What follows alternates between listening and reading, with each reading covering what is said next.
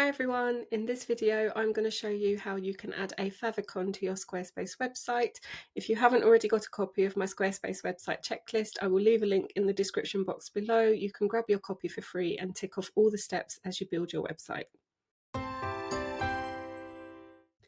So the favicon is what appears right here in your browser tab. It's the little icon that will make your website instantly recognizable if a visitor was to be looking at it in a browser full of tabs that were open.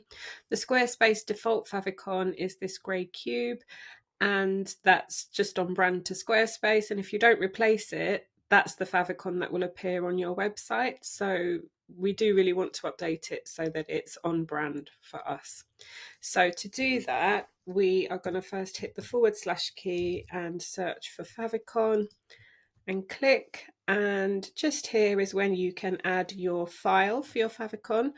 Squarespace gives us some guidelines just down here. So it says icons should be in PNG file format, and the recommended sizing is between 100 times 100 pixels and 300 times 300 pixels. So when you have your favicon file, just make sure it meets these requirements.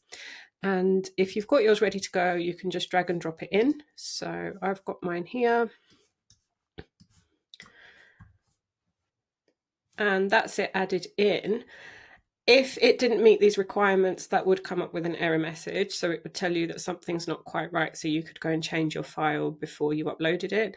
There is the option here to upload a dark mode favicon as well. So if your site visitors use dark mode, but your favicon is black or another dark color, it might not show up properly on their dark browser tab background. So you could add the same favicon but just in white or a lighter color here, but mine's pink, so that's going to stand out nicely against a light colored background or a dark colored background. So I'm not going to add in a dark mode option. So I'm going to click save and come out of here, and I'm just going to refresh this so we can see that in the corner in the browser tab the new favicon is now displayed.